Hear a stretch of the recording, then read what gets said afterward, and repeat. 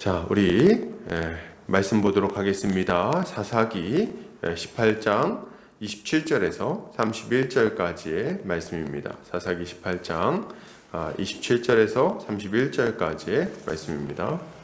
제가 봉독해 올리겠습니다.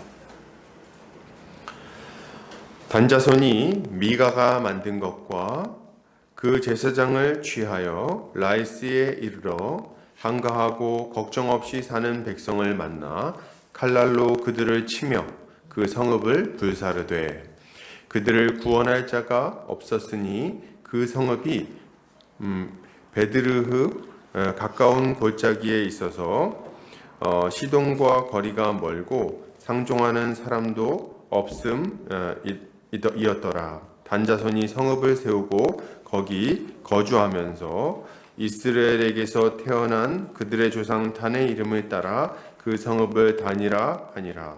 그 성읍의 본 이름은 라이스였더라.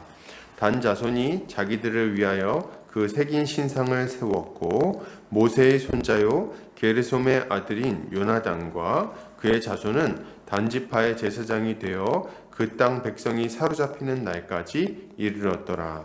하나님의 집이 실로에 있을 동안에 미가가 만든 바 새긴 신상이 단 자손에게 있었더라. 아멘. 사사기 18장 27절에서 31절까지 거짓 기업을 얻는 자들이라는 제목으로 말씀을 보도록 하겠습니다. 이 시대 사람들은 성공에 참 관심이 많습니다.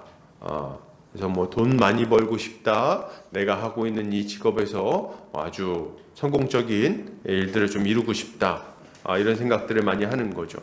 그래서 성공을 위한 여러 책들도 서점을 가득 채우고 있는 것을 우리가 보게 됩니다. 그런데 여기서 한 가지 꼭 짚고 넘어가야 할 것이 있습니다. 그게 뭘까요? 무엇을 참된 성공으로 여길 것인가 하는 부분이에요. 정말 세상에서 말하는 성공이 우리가 추구해야 할 성공이요? 안식일까요? 우리는 이 부분을 생각해 봐야 하는 거죠. 안타까운 것은 현재 교회를 다니고 있는 많은 형제 자매들도 이 세상의 성공 개념을 그대로 받아들이고 자신들도 이런 종류의 성공을 하기를 바라고 기대한다는데 문제가 있을 것입니다. 에베소서 4장 17절에서 18절에서는 이런 기독교인들에게 이렇게 권면하고 있습니다. 같이 한번 읽어볼까요? 자, 시작. 그러므로 내가 이것을 말하며 주 안에서 증언하노니 이제부터 너희는 이방인이 그 마음에 허망한 것으로 행함같이 행하지 말라. 그들의 총명이 어두워지고 그들 가운데 있는 무지함과 그들의 마음이 굳어짐으로 말미암아 하나님의 생명에서 떠나 있도다. 아멘. 성경은 지금 세상 사람들이 추구하는 것을 뭐라고 말하냐면 허망한 것으로 행하는 것이다, 이렇게 이야기를 하고 있습니다. 그 결과 그들이 하나님의 생명에서 떠나 있기 때문에 너희가 그들을 따라 살아가는 것은 어리석은 일이다, 이렇게 이야기를 하고 있는 거죠. 우리는 지금 사사기 말씀을 통해서 이런 이방 민족들과 같은 삶을 살아가는 이스라엘 민족들에 대해서 계속 살펴보고 있습니다. 특별히 오늘 단지파에 대해서 우리가 살펴보게 되는데요. 단지파는 소위 세상 사람들이 말하는 성공이라는 것을 이룹니다. 그리고 그걸 통해서 여러 가지 것들을 이제 누리는 상태가 되는 거죠. 오늘 본문은 이들이 성공했다는 것을 확실하게 보여줍니다. 세상적인 기준에서. 그러나 그 마지막이 어떠했는지를 통해서 우리가 참된 성공이 무엇인지에 대해 생각해보게 해주는 거예요. 오늘 본문 우리가 살펴보면서 신자가 무엇을 추구해야 하는지, 신자에게 있어서 참된 성공은 무엇인지, 이런 것들에 대해서 함께 생각해 보도록 하겠습니다. 자, 오늘 본문을 좀 본격적으로 살펴보겠습니다. 오늘 단자손은 자신들이 계획한 대로 라이스 성읍을 쳐서 점령합니다. 단자손은 미가가 만든 우상과 제사장들을 취해서 라이스에 도착하죠. 그리고 라이스에는 이제 누가 거주하고 있었습니까? 오늘 굉장히 묘사가 참 재밌는데요. 뭐라고 말합니까? 예, 한가하고 걱정 없이 사는 백성을 만나. 그러니까 참 안빈낙도하고 있는 그런 백성들을 지금 만났어요. 만나가지고 그들을 칼날로 쳐서 죽이고 그리고 그 성읍을 불살라 버렸습니다. 참 이 두 개가 굉장히 격렬하게 대비가 되는 것 같아요. 안빈낙도하고 있는 평화로운 백성들을 만나서 그들을 칼날로 치고 그리고 불살라서 다 죽이다니 참 아주 잔인한 일이 일어난 거죠. 이들은 아주 성공적으로 이 일을 해냈습니다. 본문에서는 이들을 칼날로 치고 막 불살르고 있는데 이 라이스 백성들을 구원할 자가 없었다고 이렇게 이야기를 합니다.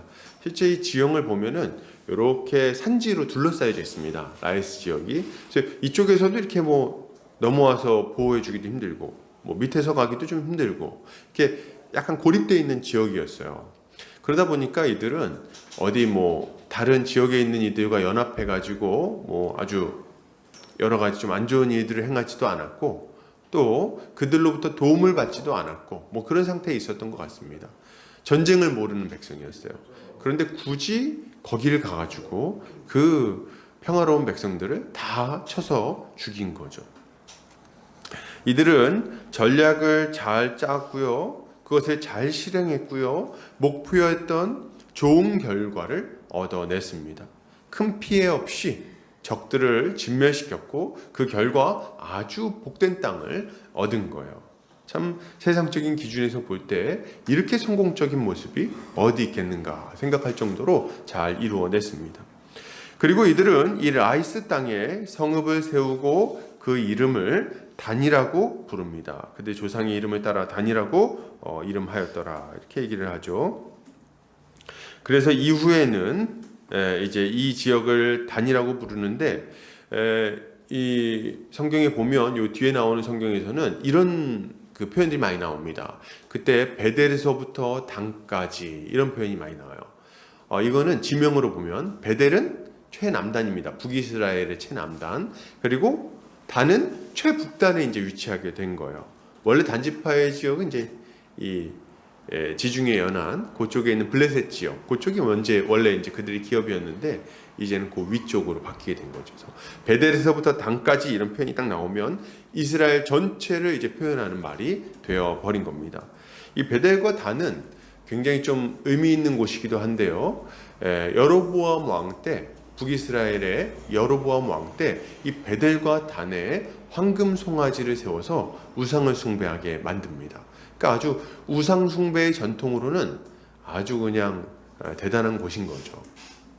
아주 전통적으로 우상을 많이 숭배하는 그런 지역이라고 볼 수 있는 거예요.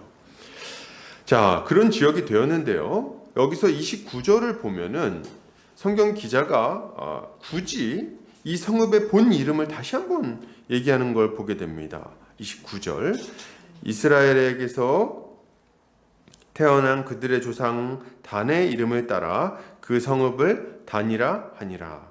그 성읍의 본 이름은 라이스였더라. 이렇게 얘기를 해줘요. 원래 라이스였던 거를 모르는 사람이 있습니까?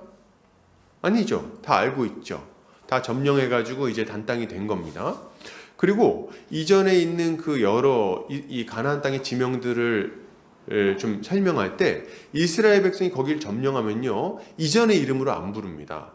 그냥 그 땅의 이전 이름이 뭐였는지 잘 설명을 안 해요. 거기 이렇게 점령했고 거기 이런 이름이 됐다 이렇게 설명을 하죠. 근데 오늘 본문에서는요 아주 유독 그 성읍의 본 이름은 이렇게 얘기를 하면서 원래 어떤 지명이었는가를 얘기를 해줍니다. 그 본 이름은 라이스였다 이렇게 얘기를 해주는 거죠. 도대체 왜 성경 기자는 이 라이스 땅, 이 단지파가 점령한 땅의 이름이 라이스였다는 것을 다시 한번 환기시켜 주는 걸까요? 왜 이걸 다시 한번 얘기하는 걸까요? 그 이유는 아주 분명합니다. 이유가 뭘까요? 이 땅은 단지파에게 주어진 그들의 기업이 아니라는 것을 얘기해 주는 거예요. 여기는 원래 단지파의 땅이 아니었어. 여기는 원래 누구 거냐면 라이스 사람들 거였어. 이렇게 이야기를 하고 있는 거죠. 이 땅은 원래 라이스 사람이 거주하며 하나님께 돌이켜야 하는 라이스 사람들의 땅이었습니다. 단지파의 기업이 아니었어요. 단지파의 기업은 이 북쪽이 아니라 지중해 연안에 있는 너른 평야였습니다. 예, 강대한 아모리 족속이 다스리고 있던 그 땅을 단지파는 점령해야 했고 거기서 하나님 나라를 누려야 했던 거예요. 그런데 지금 그들은 이 영적 전쟁을 포기하고 저 북쪽으로 넘어와서 하나님이 약속하지도 않은 그 기업에 와서 자신들의 땅이라고 지금 주장하고 있다는 이야기를 이런 식으로 하고 있는 것입니다. 단지파 사람들은 그곳이 자신들의 기업이라고 이야기했어요. 우리 조상들의 이름을 따라서 단지파라고 단이라고 하자. 그러나 하나님은 거기가 그들에게 준 기업이 아니라고 얘기하시면서 그들은 여전히 하나님이 약속하신 기업을 얻지 못했다는 것을 알려주고 계신 거예요. 너네 지금 그 라이스 땅을 점령해서 단이라고 부르지? 아니, 거기는 라이스야. 너네가 원래 단이라고 불러야 하는 곳은 아직도 여전히 그 자리에 그대로 남아있구나. 너희는 기업을 얻지 못했어. 이렇게 이야기를 하시는 거죠. 단자손은 성공적으로 라이스를 점령해서 기업으로 삼았는지는 모르지만 하나님은 그들의 기업을 인정하지 않았을 뿐만 아니라 그들도 자신들이 기대했던 대로 복된 안식을 누리지 못하게 되었습니다. 사랑하는 우리 성도님들, 영적 전쟁을 피해서 간 곳에는 결코 안식이 기다리고 있지 않습니다. 그곳은 하나님이 약속한 안식을 누릴 곳이 아니라는 거예요. 이것은 영원한 안식에 들어갈 수 없다는 말이기도 하지만 한편으로는 이 땅에서의 삶에 있어서도 어떤 안식도 누릴 수 없다는 이야기를 하고 있는 것입니다. 그렇죠. 두 가지 측면이 다 있는 거예요. 우리가 하나님께서 우리에게 명령하신 이 거룩한 영적 전쟁, 믿음을 지키며 거룩의 싸움을 싸우며 하나님 나라의 이 확장을 위해서 복음을 전파하며 사명을 감당하는 이런 싸움을 포기하고 세상에서 만족을 얻으려고 막 나가버렸어요. 근데 그곳에서 계속 그런 방식으로 살아가는데 그들의 믿음을 참된 믿음이라고 말할 수 없기에 그들은 영원한 하나님의 나라에 들어갈 수가 없는 겁니다. 결코 그들은 안식을 얻지 못하게 될 거예요. 이것이 우리에게 첫 번째로 아주 큰 경고가 되고요. 그 다음으로 우리에게 경고가 되는 것은 이 땅에서도 안식을 못 누린다는 거예요. 사랑하는 성도님들, 많은 사람들이 이런 생각을 합니다. 내가 세상에서 그냥 적당히 타협하면서 성공하면 그럼 이 땅에서 적어도 기쁨을 좀 누릴 수 있지 않을까? 이런 생각을 해요. 타협해서 어느 정도 성공하면 기쁨을 누릴 수 있지 않을까? 이 땅에서도. 그래서 목표는 뭡니까? 죽어서 천국도 가고 이 땅에서는 적당히 이렇게 해가지고 이 땅에서도 좀 잘 살고 이 두 가지를 다 얻고 싶은 거예요. 이게 보통 사람들이 많이 갖는 생각인 것 같습니다. 그런데 여러분 그렇지가 않아요. 여러분 이게 그렇게 되지를 않아요. 일단 세상과 타협한다고 해서 우리가 원하는 성공과 부와 권세와 명예 이런 것들을 얻을 수 있다는 보장이 없습니다. 여러분 좀 지혜로워야 돼요. 내가 지금부터 예수님 버리고 세상으로 나가가지고 아주 그냥 못된 짓 하면서 막 이렇게 아주 그냥 타협하고 부정부패하고 막 해가지고 내가 거짓말도 좀 잘하고 해가지고 아주 큰 부를 얻어보겠다. 쉽지 않습니다. 여러분 그게 쉽지 않아요. 그것도 안 걸리고 잘해가지고 끝까지 사기 잘 쳐가지고 이렇게 하기가 어렵습니다. 얻을 수 있다는 보장이 없어요. 그리고 그것을 설령 얻는다 해도 우리가 기대하고 있는 만족과 기쁨, 즐거움을 얻는 것은 요원한 일입니다. 그게 되지를 않는 거예요. 얻기도 힘든데 얻어도 이게 안 되는 거예요. 이게 오히려 그것을 가져도 만족하지 못하게 될 것이고 허무하게 끝을 맞이하게 될 것입니다. 이게 현실이에요. 여러분 이 땅에 있는 것들은 더 큰 갈증을 일으킬 뿐 아니라 우리의 영혼을 만족시킬 수가 없는 겁니다. 이거 꼭 바닷물 같은 것들이에요. 이런 어리석은 모습에 대해서 우리 주님이 이렇게 말씀하십니다. 예레미야서 2장 13절 같이 한번 읽어볼까요? 자, 시작. 내 백성이 두 가지 악을 행하였나니 곧 그들이 생수의 근원되는 나를 버린 것과 스스로 웅덩이를 판 것인데 그것은 그 물을 가두지 못할 터진 웅덩이들이니라. 아멘. 우리는 이 말씀을 주의 깊게 좀 볼 필요가 있습니다. 우리가 하는 일들이 어떤 것인지를 설명하는 본문이기 때문에 그래요. 영적 전쟁을 포기하는 것은 뭘 의미합니까? 생수의 근원 되신 하나님을 버리는 일이라고 할 수 있어요. 조금 다르게 표현해 볼까요? 하나님의 다스림을 받으며 그 뜻대로 살아가는 것이 우리에게 생수와 같은 만족을 주는데 이걸 포기하는 거라는 거예요. 세상에서 하나님께 불순종하며 세상에서 만족을 얻으려고 하면 하나님께서 우리에게 공급해 주시던 그 모든 생수를 잃어버리게 되는 거예요. 거짓말하고 배우자에게 불성실하게 행하고 그리고 또 악을 행하며 또 이웃의 것에 탐내며 막 그렇게 살아갈 때 만족할 것 같죠. 그리고 누구를 막 그냥 확 때려가지고 그냥 보복을 하면 속이 시원할 것 같죠. 안 그렇다 이거예요. 안 그렇다. 오히려 우리 주님이 주시던 하늘의 기쁨과 만족이 다 사라져 버리게 됩니다. 여러분 뭐 영화 같은 것도 보면은 그런 거 많죠. 복수는 나의 것. 그래가지고 복수하면 아주 속이 시원하다. 더글로리 뭐 이런 거. 그럴 것 같죠. 더글로리에서도 뭐 마지막에 보면 속이 시원하진 않더라고요. 씁쓸하지. 어떻습니까? 우리가 용서할 때 주시는 하나님의 위로와 하나님의 은혜, 우리 안에 충만해지는 그 영적인 충만감, 이런 것들이 다 사라져버리게 되는 거예요. 그리고 저열한 기쁨이 조금 남아있고 그것조차도 금세 사라져버리게 됩니다. 그래서 허무해가지고 막판에 이제 아유 이게 다 뭔가 이렇게 해버리게 되는 거죠. 여러분 이것은 하나님을 버리는 일이에요. 그리고 그분을 믿고 신뢰하며 그분 안에서 만족을 누리는 삶을 포기하는 것이죠.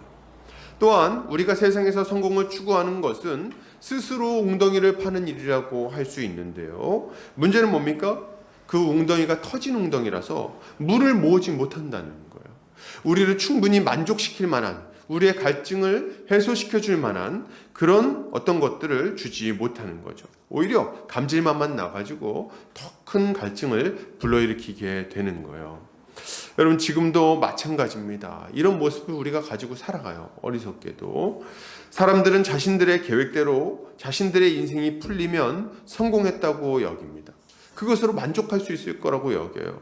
다른 사람들의 것을 빼앗든 말씀을 어겼든 상관없이 세상적인 기준에서 돈 많이 벌고 그리고 높은 자리에 올라가면 인생을 성공했다고 생각하는 거예요. 처음에는 좀 그런 것 같아요. 왜냐하면은 저는 뭐 해본 적은 없지만 처음 이렇게 돈을 많이 벌고 막 높은 자리에 올라가면 옆에서 그렇게 칭찬해 줍니다. 아이고 우리 아들 잘했다. 아이고 대단하다. 와 어떻게 그렇게 높은 자리에 올라갔습니까? 야 대한민국에 당신 모르면 간첩이죠. 뭐 이렇게 하면서 그냥 높여주면 그때는 기분 좋아요. 성공한 것 같아요. 나 이제 좀 만족하는 것 같아요. 마음이 충만해지죠. 그러나 그것은 결코 오래가지를 않습니다. 그렇게 얻은 것들은 터진 웅덩이로 다 흘러나가 버리고 마는 거. 그래서 때가 되면은 이렇게 혼자서 방 안에서 소주 한 잔 마시면서 이게 다 뭔가 그런 생각을 하게 되는 거죠. 이런 성공은 하나님이 인정하지 않는 허망한 성공이요 바다 모래 위에 쓴 글씨같이 순식간에 사라져버릴 것들에 불과한 겁니다. 예수님이 그래서 한 부자의 비유로 우리에게 교훈하세요. 자, 우리 누가복음 12장 16절부터 21절 한번 볼까요? 제가 읽겠습니다. 또 비유로 그들에게 말하여 이르시되 한 부자가 그 밭에 소출이 풍성하매 심중에 생각하여 이르되 내가 곡식 쌓아둘 곳이 없으니 어찌할까 하고 또 이르되 내가 이렇게 하리라 내 곡간을 헐고 더 크게 짓고 내 모든 곡식과 물건을 거기 쌓아두리라 또 내가 내 영혼에게 이르되 영혼아 여러 해 쓸 물건을 많이 쌓아두었으니 평안히 쉬고 먹고 마시고 즐거워하자 하리라 하되 하나님은 이르시되 어리석은 자여 오늘 밤에 내 영혼을 도로 찾으리니 그러면 내 준비한 것이 누구의 것이 되겠느냐 하셨으니 자기를 위하여 재물을 쌓아두고 하나님께 대하여 부여하지 못한 자가 이와 같으니라. 아멘. 참 이게 정말 굉장한 이렇게 깨달음을 좀 주는 말씀이에요. 부자가 농사를 잘 지었습니다. 만석군이에요. 그래서 막 이걸 쌓아놓을 데가 없는 거예요. 그때 당시에 먹고 살기도 힘든데 보릿고개 어떻게 넘길 것인가 고민하는 시절에 이렇게 곡식을 많이 거두었으니 얼마나 기뻤을까요? 딱 보니까 창고를 이 사람이 부자입니다. 창고가 커요. 근데 이 창고 안에도 충분히 이걸 채울 만한 양이 아닌 거예요. 훨씬 더 많은 거예요.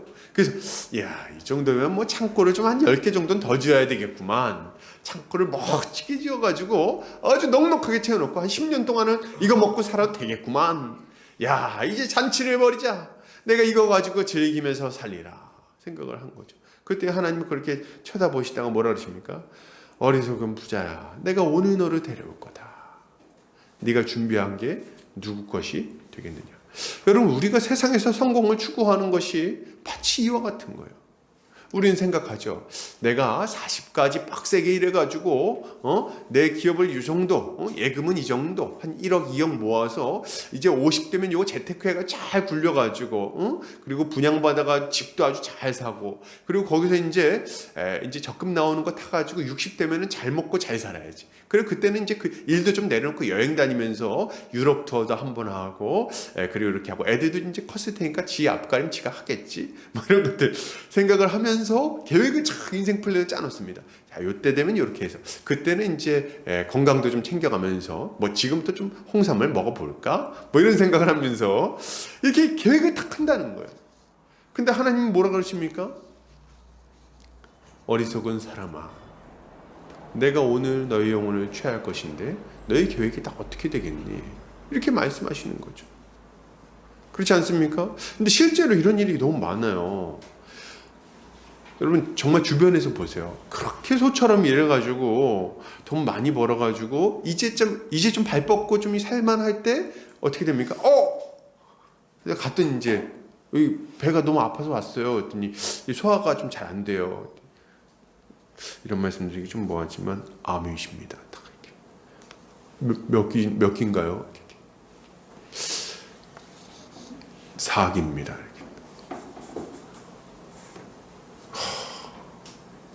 기가 막힌 거예요, 인생이. 이제 막 좀 필만할 때. 여러분, 그동안 그렇게 추구하고 노력하고 이거 아니면 안 될 것처럼 가등바등 살았는데 다 어디 갔습니까? 어떻게 되는 겁니까?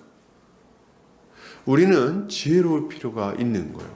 그래서 하나님도 없다, 뭣도 없다, 그냥 성공하는 게 최고다, 목구멍이 포도청이다 이러고 살았는데 막판에 이 지경이 돼버리는 거예요. 여러분, 우리는 이런 어리석은 모습을 갖지 않아야 하는 거죠. 그래서 솔로몬은 우리가 이 땅에서 하는 모든 일들을 해본 사람인데 헛되고 헛되다 뭐 이런 얘기를 하는 겁니다. 그는 그야말로 인간이 할 수 있는 모든 일을 다 해본 사람이에요. 좋은 일이든 나쁜 일이든 다 해본 사람입니다. 그 결과 그가 깨달은 것이 있으니 그게 뭘까요? 이 모든 것은 헛되고 헛되니 모든 것이 헛되다. 이게 솔로몬의 결론이었어요. 전도서 1장 2절 3절 같이 한번 읽어볼까요? 자, 시작. 전도자가 이르되 헛되고 헛되며 헛되고 헛되니 모든 것이 헛되도다. 해 아래에서 수고하는 모든 수고가 사람에게 무엇이 유익한가? 어느 날 갑자기 죽어서 흙으로 돌아갈 텐데 여기서 한번 버둥버둥 해봐야 그게 무슨 소용이 있는가? 결론이 이거였어요. 결론이. 그 모든 것을 누려보고 해보고 했더니 결론이 헛되다. 왜요? 죽으면 끝이니까요. 죽으면 끝이니까. 그래서 이렇게 헛되다 말하고 난 이후에 이 솔로몬은 전도서의 마지막 부분에 아주 충격적인, 어떻게 보면 충격적이고 어떻게 보면 아주 우리의 마음에 깊이 박히는 교훈을 딱 남깁니다. 전도서 12장 1절 2절 같이 한번 읽어볼까요? 시작. 너는 청년의 때에 너의 창조주를 기억하라. 곧 공고한 날이 이르기 전에 나는 아무 낙이 없다고 할 해들이 가깝기 전에 해와 빛과 달과 별들이 어둡기 전에 비 뒤에 구름이 다시 일어나기 전에 그리하라.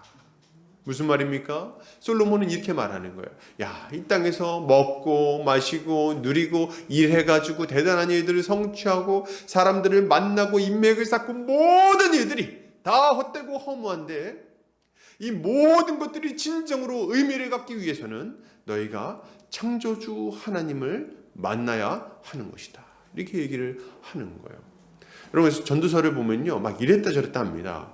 지혜로운 자에게는 이것이 참 복되고 즐겁고 이것이 참 귀한 것이다. 이렇게 얘기하고 조금 있다가 그러나 이것도 헛되다. 이렇게 얘기를 해버려요. 그러니까 막 왔다 갔다 하는 것 같습니다. 이거를 어떻게 정리해야 되냐면 하나님 안에서 행하는 모든 일은 의미 있고 가치 있는 것이나 하나님 없이 행하고 누리는 모든 것들은 헛되고 허무한 것들이다. 이렇게 결론을 내리고 있는 거예요. 그래서 뭐라고 얘기하는 겁니까? 너희가 아직 젊은 그날에 너희 인생이 진정으로 가치 있고 의미 있는 것으로 나타나게 하기 위하여 청년의 때에 너희 창조주를 기억해야 한다. 이렇게 교훈을 하고 있는 거죠. 맞습니다. 우리는 이 땅에서 여러 가지 것들을 먹고 마시고 누리고 이룰 수 있어요. 이것은 의미 없는 일이 아닙니다. 어떨 때 의미 없는 일이 아닙니까? 창조주 하나님을 알고 그분의 다스림 안에서 이 모든 것을 이룬다면 우리가 이 땅에서 행한 모든 것들은 우리에게 유익이 될 것이고 영원으로 이어지게 될 것이고 우리는 이것으로 말미암아 칭찬을 얻게 될 것입니다. 그러나 만약 이 모든 것들에서 떠나 영적 전쟁을 포기하고 나 스스로 웅덩이를 파서 단지파와 같이 살아간다면 그리하여 그런 허망한 성공을 얻고 그런 것들을 누리는 삶을 기뻐한다면 결국 우리의 인생은 허망한 것들로 드러나게 될 거라는 거예요. 여러분, 이것을 기억하고 우리 주님을 따라야 하겠습니다. 우리 창조주 하나님을 기억하고 그의 말씀에 순종하며 그의 다스림 가운데 살아갈 때 우리는 점점 더 풍성한 복과 기쁨을 이 땅에서부터 누릴 것이고 영원한 삶 가운데로, 영원한 만족 가운데로 들어가게 될 거예요. 이것을 기억하고 주님을 따르는 성도님들 되시기를 주의 이름으로 축복합니다. 청년들은 좋겠어요. 이제 다 기억하면 됐어. 청년들이 제일 유리해. 그럼 이제 연세 좀 있는 분들은 좀 불리합니까? 약간 불리하지만 그러나 아직 우리에게 이 숨이 남아있다는 게 얼마나 감사한 일입니까? 그죠? 영원히 기다리고 있어요. 그러니 우리는 이 교훈을 잘 따라야 하겠습니다. 자, 계속해서 보겠습니다. 자, 단자손은 라이스 성읍을 점령한 후에 그곳을 자신들의 기업으로 삼습니다. 그리고 미가의 집에서 빼앗아온 새긴 우상을 세워놓고 미가 집안의 제사장이었던 이를 자기 지파의 제사장으로 삼아요. 참 30절 단자손이 자기들을 위하여 그 새긴 신상을 세웠고 모세의 손자요 게르솜의 아들인 요나단과 그의 자손은 단지파의 제사장이 되어 그 땅 백성이 사로잡히는 날까지 이르렀더라. 아멘. 참 이 본문은 정말 충격적인 정보를 주는데요. 어떤 충격적인 정보입니까? 우리가 이제까지 살펴봤던 떠돌이 레위인 있잖아요. 그래서 이제 미가 집안의 제사장이 됐던 그 이상한 애, 걔 혈통이 딱 나와요. 누구의 자손입니까? 모세의 손자입니다. 모세의 손자예요. 모세의 아들 게르솜의 아들입니다. 그러니까 이게 정말 입이 딱 벌어지는 거예요. 이게 출애굽해가지고 가나안 땅에 들어온 지 얼마 안 돼서 일어난 일이라는 걸 이걸 보면 알 수가 있는 거죠. 근데 모세의 손자인데, 율법을 받아온 모세의 손자인데 지금 뭔 짓거리를 하고 있는 겁니까?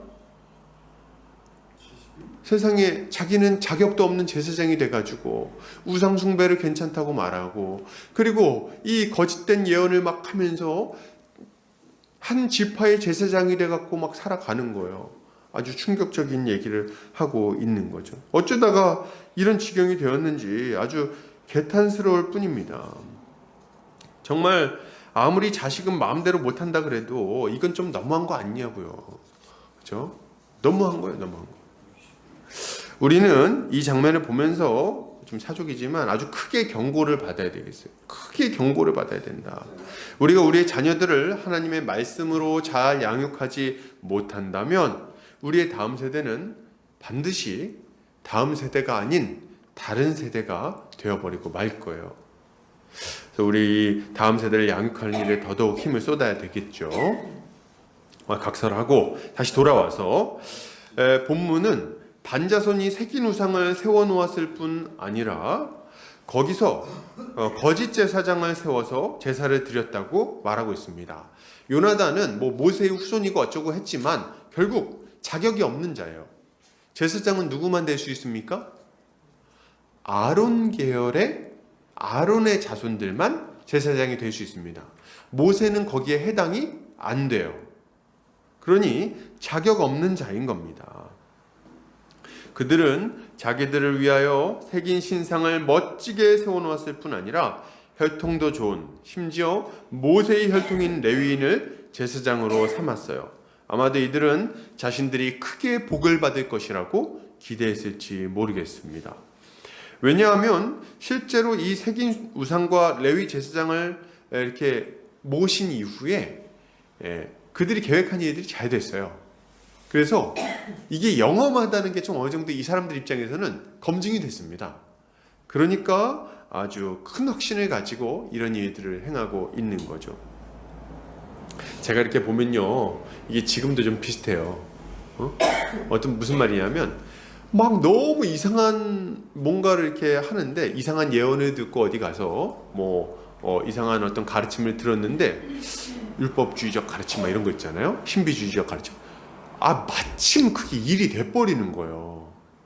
어디 가가지고 기도원 가가지고 여선지자님 만나가지고 이렇게 예언 기도를 봤더니 올해는 결혼하겠구만 뭐 이런 거 했어요.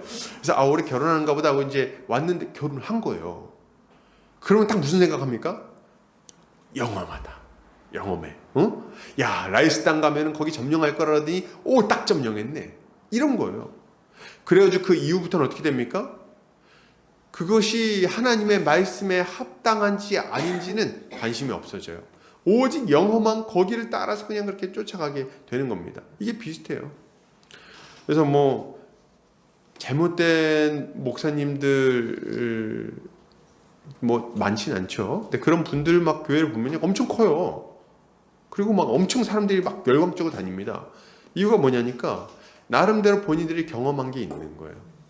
그래서 그게 옳다고 생각을 하는 겁니다. 이게 확증 편향이라 그러나요?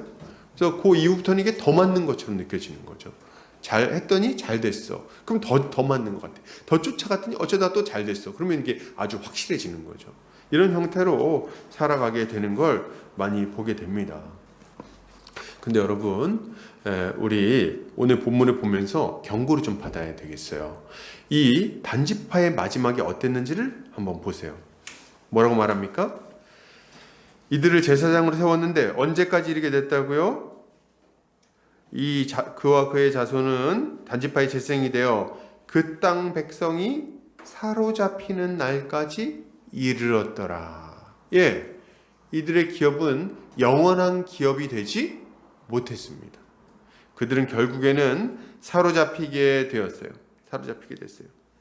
불순종으로 말미암아 이방 민족들이 쳐들어오게 되었고요. 그들은 전쟁에 패배하게 되었고요. 결국엔 잡혀가게 된 거죠. 그 결과 그들은 완전히 멸망해버리고 말았습니다. 이때 우리가 생각할 점이 하나 더 있는데요. 그것은 요한계시록에 나오는 이야기입니다. 요한계시록 7장을 보면 14만 4천 명 얘기가 나옵니다. 다들 알고 계시죠? 이 14만 4천 명이 어떻게 14만 4천 명이냐면 12지파 각 지파별로 12,000명씩 해가지고 14만 4천 명이에요.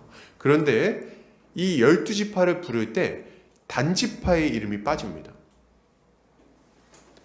마지막 이 요한계시록의 호명에서 단지파 이름이 안 나와요. 그리고 레위지파가 거기 대신 들어가죠. 므낫세랑 레위지파가. 이것을 볼 때 아주 큰 경고가 이제 임하고 있는 것을 우리는 또한 알 수 있죠. 뭡니까? 이 땅에서 하나님의 약속하신 기업을 쟁취하고 치열한 믿음의 싸움을 싸우지 않는 자들은 마지막 날 하나님의 약속하신 기업을 얻지 못할 것임을 분명하게 알려주는 거예요. 여러분 적당히 살아도 된다고요? 그냥 이 땅에서 한번 예수님 믿는다고 그냥 입으로 말했으니까 이제부터는 내 마음대로 살아도 구원행 티켓이 그냥 딱 확보됐다고요? 정말 그럴까요? 여러분, 단지파는 왜 약속하신 기업을 얻지 못했습니까? 그 이유는 분명합니다. 이들은 하나님의 말씀을 어겼고 주님이 주신 약속을 불신했기 때문에 기업을 얻지 못한 거예요. 특별히 오늘 본문에서는 이들이 하나님이 주신 제사 제도를 왜곡하고 자기 소견에 옳은 대로 제사를 드렸기 때문이라고 말합니다. 일단 두 가지 측면에서 문제가 아주 심각했는데요. 첫째는 레위인이 너무 엉터리라서, 그러니까 제사장이 너무 엉터리라서 하나님의 말씀을 제대로 안 가르쳤습니다. 그래서 막 부정한 방식으로 잘못된 방법으로 이 라이스 땅을 점령했는데도 불구하고 괜찮다고 말했어요. 형통하다고 말했습니다. 뭐 어디서 많이 들어봤죠? 여러분 어쨌든 간에 마음속으로 상상하세요. 머릿속으로 어떤 그림을 그리세요. 냄새를 맡으세요. 그것이 이루어질 거라고 믿고 의심하지 마세요. 여러분은 빨간색 스포츠카가 여러분 집 앞에 서 있는 거를 상상하고 그걸 막 만져지듯이 이렇게 하면은 이걸 믿고 의심하지 않으면 반드시 얻을 겁니다. 그것을 어떤 방식으로 얻는가는 이야기하지 않습니다. 성실하게 일해서 얻는 것인지, 정말 충성스럽게 이 땅에서 정직하게 일을 해서 그것을 얻는 것인지 상관하지 않아요. 뭐만 중요합니까? 빨간색 스포츠카가 집 앞에 세워져 있는 것만 중요하다는 거예요. 그걸 믿으면 이루어진다고 얘기하는 거짓 가르침들 말이죠. 이런 것들을 막 가르치는 거예요. 그러니 이들이 하나님 뜻대로 거룩하게 살아갈 수 있겠습니까? 꽝 잡는 게 매라고 어찌하든지 간에 성공만 하면 된다고 생각하겠죠. 그러면서 많은 죄를 범하게 되는 겁니다. 이 가짜 선지자들. 이런 가짜 선지자는 당연히 하나님의 말씀을 제대로 안 가르치니 이 잘못했을 때도 어떻게 돌이킬 수 있는지를 설명하지 못합니다. 그래서 지금 이 단지파는 잘못된 방식으로 하나님께 제사를 드리고 제사장이 될 수 없는 자를 제사장으로 삼아 제사를 드립니다. 그러니 죄를 용서받을 수 있습니까? 원래 율법을 범하면요, 거룩하지 못한 삶을 살면 하나님 앞에 제사를 드려서 죄 용서를 받아야 돼요. 그래야지 하나님과 화평한 관계를 유지하며 이렇게 복된 삶을 계속 살아갈 수 있는 거거든요. 근데 말씀도 잘못 배워서 거룩하지 못한 삶을 살아가는 데다가 제사장이 타락해가지고 잘못된 제사를 계속 드리는 거예요. 그러니 죄사함을 받을 수 있습니까? 못 받아요. 우리식으로 얘기하면 우리가 한 주간 우리 넘어지는 거 저도 압니다. 넘어지고 또 실수하고 막 대거리하면서 싸우고 그러고 이제 주일에 와요. 주일에 오면 어때요?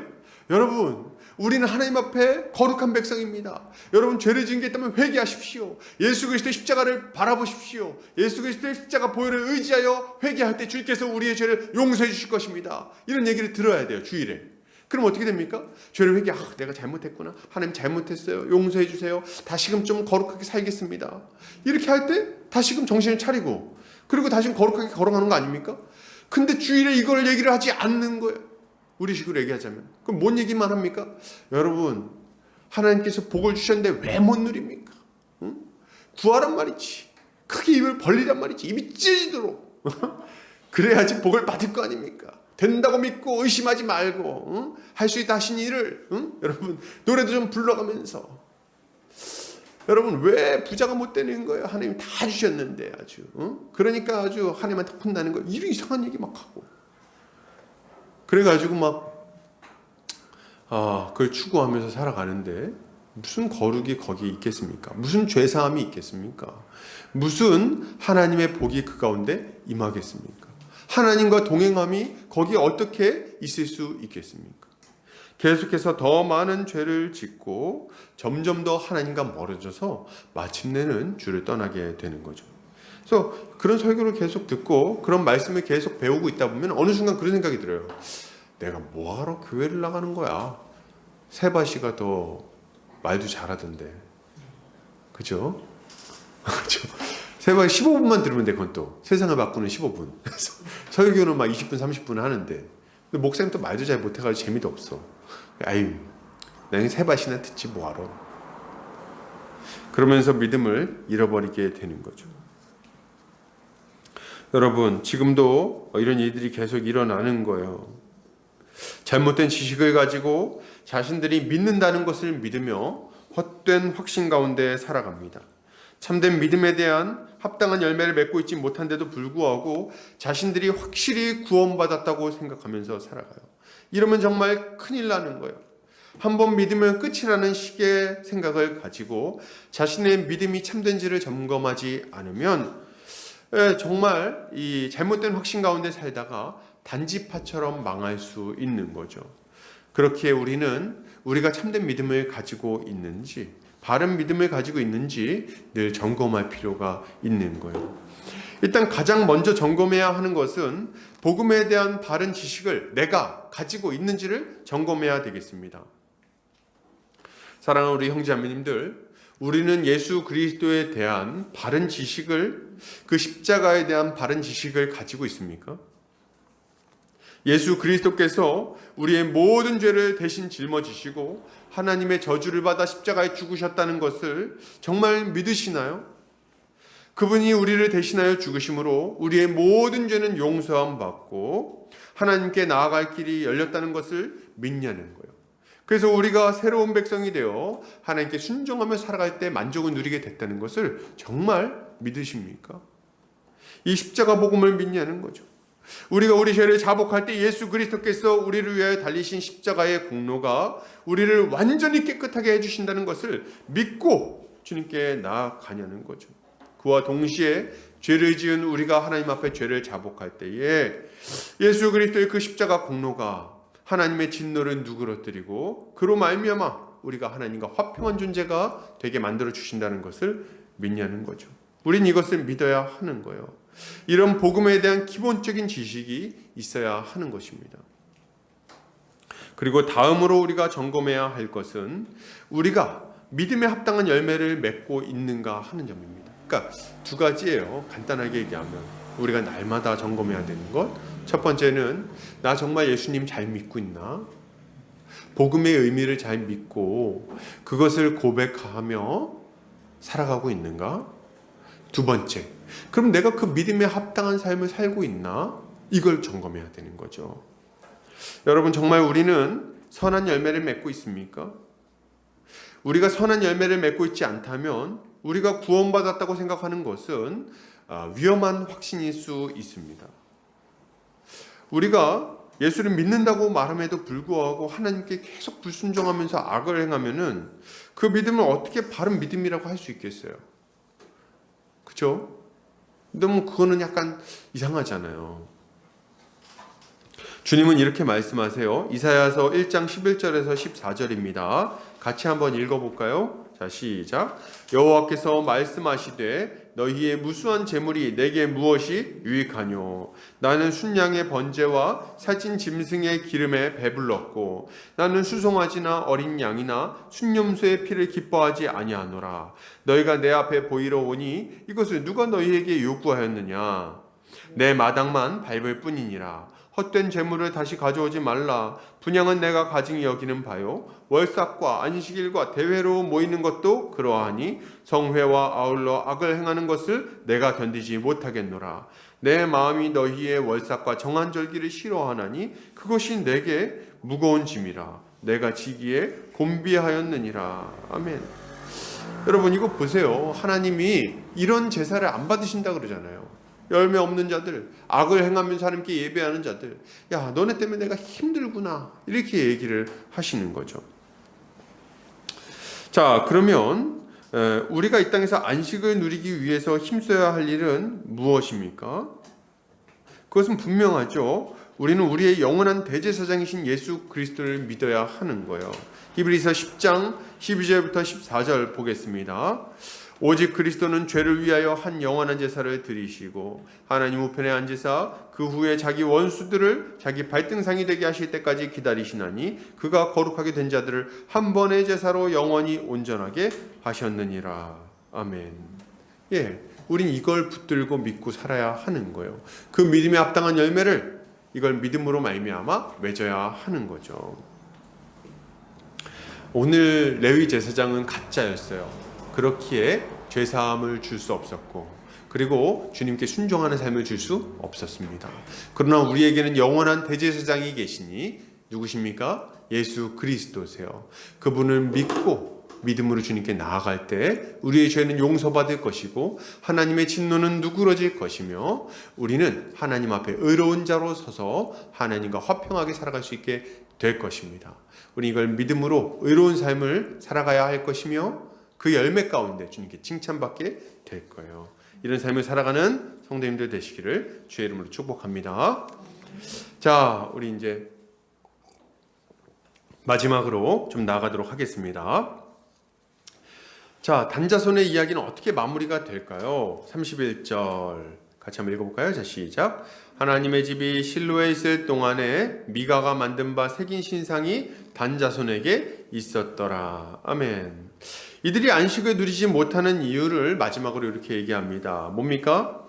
하나님의 집이 실로에 있었음에도 불구하고 단자손은 미가가 만든 새긴 신상을 섬기며 살았다는 거예요. 그래서 이제 안식을 누리지 못하는 거죠. 참 기가 막힌 일입니다. 하나님의 성막이 실로에 펼쳐져 있고 그곳에서 바른 진리를 배울 수 있었으며 바른 예배를 드릴 수 있었음에도 불구하고 그들은 우상숭배의 길을 택했다는 거예요. 우상숭배의 길을 택했다. 그러면 이들은 왜 이렇게 우상숭배의 길을 택해서 걸어가는 걸까요? 그 이유는 분명합니다. 일단 우상숭배가 그들의 탐심을 만족시키는 것이었기 때문에 그래요. 우상은 그것을 숭배하는 자들에게 어려운 걸 요구하지 않습니다. 무슨 말이에요? 우상 숭배자들은, 그러니까 우상은 윤리 도덕적으로 깨끗할 것을 요구하지 않아요. 어떤 자격 요건이 없어요. 그냥 좋은 재물만 바치면 다 받아줍니다. 소원을 이루어줘요. 램프의 지니가 소원을 들어주는데 조건이 있습니까? 조건은 하나밖에 없어요. 램프를 문지르는 거. 그러면은 그냥 딱 나타나가지고 주인님 무엇을 원하십니까? 나를 부자가 되게 해줘. 그럼 그냥 부자가 되는 거예요. 무슨 조건이? 주인님 부자가 되기 위해서는 거룩하게 살아야 됩니다. 뭐 이렇게 합니까? 죄를 짓지 않아야 하며 뭐 이렇게 얘기 안 해요. 그냥 바로 우상이 비슷합니다. 좋은 재물만 갖다 바치면 돼요. 사람을 죽이든 강간을 했든 거짓말을 했든 중요하지 않습니다. 공양미 300성만 바치면 돼요. 그러면 눈을 뜰 수 있는 거죠. 이게 우상 숭배의 모습이에요. 그러니까 사람들이 이걸 굉장히 이제 좋아합니다. 또 우상, 이게 또 다르게 해석을 좀 해보면요, 우상을 숭배하는 사람에게 우상은 거룩할 것을 요구하지 않잖아요. 그러면은 뭘 또 우리가 알 수 있냐면 비는 소원에도 제한이 없다는 걸 얘기합니다. 무슨 말이에요? 꼭 좋은 걸 구하지 않아도 돼요. 안 좋은 걸 빌어도 들어준다는 거예요. 우상은. 그래서 옆집이 망하기를 뭐 이렇게 해도 들어줘요. 우상은. 우리는 하나님한테 기도할 때 이거 들어줄 거라고 믿으세요? 이거?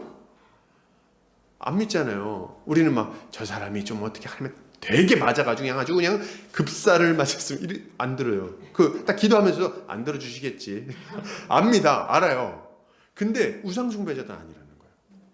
내가 뭘 요구하든 더러운 걸 요구하든 상관없이 다 들어줄 거라고 믿는 거죠. 자격도 필요 없고 구할 내용도 그냥 마음대로 구할 수 있으니까, 제한 안 받으니까 그걸 그냥 기쁜 마음으로 우상을 숭배하는 거죠. 단지파는 실로의 장막이 있든 없든 그것에 관심을 두지 않습니다. 왜냐하면 자신들의 성공에 관심이 있었기 때문에 그래요. 번영에만 관심이 있었기 때문에 그래요. 하나님의 뜻이 이루어지는 것에는 관심이 없기 때문에 그렇습니다. 그래서 자연스럽게 우상숭배에 빠지게 되는 거죠. 지금도 마찬가지예요. 너무 많은 사람들이 명백하게 하나님의 뜻을 거슬러 우상숭배적 삶을 살아갑니다. 자신의 유익을 따라서 쾌락을 쫓아서 살아간다는 거예요. 골로새서에서는 이런 자들에 대해서 이렇게 말합니다. 골로새 3장 5절. 그러므로 땅에 있는 지체를 죽이라. 곧 음란과 부정과 사욕과 악한 정욕과 탐심이니 탐심은 우상 숭배니라. 아멘. 어떤 분들이 이렇게 얘기합니다. 목사님, 그래도 제가 교회를 나가는데 무슨 우상 숭배라고 말합니까? 그건 좀 오바시죠. 아니요, 오바가 아니에요. 뭐라고 말합니까? 탐심은 우상 숭배다. 네가 교회에 나와가지고 탐욕을 부리면서 네 욕심껏 하나님께 기도하고 그렇게 막 네 욕심껏 살아간다면 그게 황금 송아지를 섬기고 있는 이스라엘 백성과 무엇이 다르냐? 이렇게 이야기를 하는 거죠. 맞아요. 탐욕스러운 마음으로 악을 행하면서 살아가는 것은 우상숭배입니다. 그런데 이런 삶을 살아감에도 불구하고 너무 황당한 것은 이렇게 하면서도 자기들이 복받을 거라고 생각하는 사람들이 많다는 거예요. 왜 복받는다고 생각해요? 여러 가지 종교 행위를 했으니까. 내가 종교 행위를 했으니까. 헌금도 많이 드렸고 주일 예배도 안 빠졌고 목사님 말씀도 잘 들었고 중간중간 봉사도 했고 그러니까 하나님이 복 주시겠지. 마땅히 주셔야지. 거기다 난 기도도 했고 그죠? 누구는 보니까 김 집사님 기도도 안 하고 맨날 뭐 달라 그러던데 그래서 되겠어? 10시간씩은 기도해야 뭘 받지? 뭐 이런 생각을 하는 거예요. 그러니까 종교 행위를 해가지고 하나님께서 종교 행위를 해가지고 인정받을 거라고 생각을 하는 거죠. 그래서 하나님께 나와서도 그 불의한 일들의 성공을 거침없이 막 구하면서 살아가는 겁니다. 그런데 주님은 뭐라고 말씀하십니까? 시편 50편 21절입니다. 같이 읽어볼까요? 자, 시작. 내가 이 일을 행하여도 내가 잠잠하였더니 내가 나를 너와 같은 줄로 생각하였도다. 그러나 내가 너를 책망하여 내 죄를 내 눈앞에 낱낱이 드러내리라 하시는도다. 아멘. 주님이 뭐라고 말씀하시는 겁니까? 야, 내가 가만히 좀 참았더니 네가 지금 나를 너랑 똑같은 그런 사람으로 생각을 했구나. 내가 너랑 똑같이 죄와 타협하고 먹을 거 받아먹고 봐주고 이런 존재로 네가 생각했구나. 이러면서 뭐라 그러십니까? 야, 이제부터는 내가 너의 죄를 낱낱이 드러내서 너에게 내가 어떤 이인지 보여주겠다. 이렇게 얘기하시는 거예요. 그러므로 우리는 이것을 보면서 경고함을 받아야 하는 겁니다. 두려운 마음을 가져야 돼요. 우리가 가져야 될 태도는 뭡니까? 율법주의적 태도를 버리고 오직 믿음으로 주님을 붙드는 게 필요하겠어요. 예수 그리스도를 의지해서 하나님과 화평한 관계를 누리는 것이 우리에게 필요한 겁니다. 예수 그리스도를 의지해서 거룩한 삶을 살아가며 우리 주님이 주시는 것들을 받아 누려야 하는 거죠.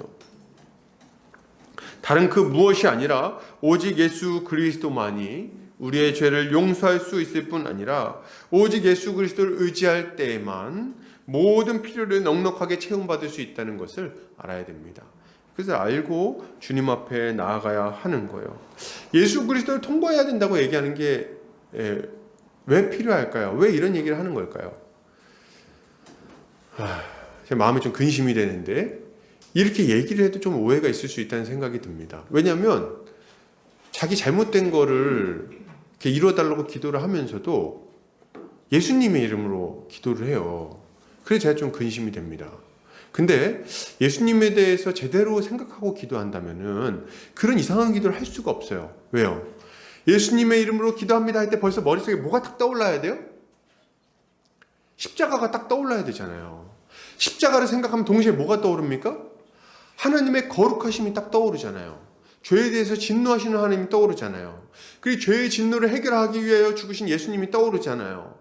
그 예수님이 우리를 의로운 자로 만들어주셨다는 게 떠오르잖아요. 우리 주님이 우리에게 거룩한 삶을 요구하고 계시다는 걸 생각하게 되잖아요. 그러니까 기도할 때 이상한 기도를 하다가도 이건 아닌 것 같은데 예수님의 이름으로 안 될 것 같고 부처로 할까?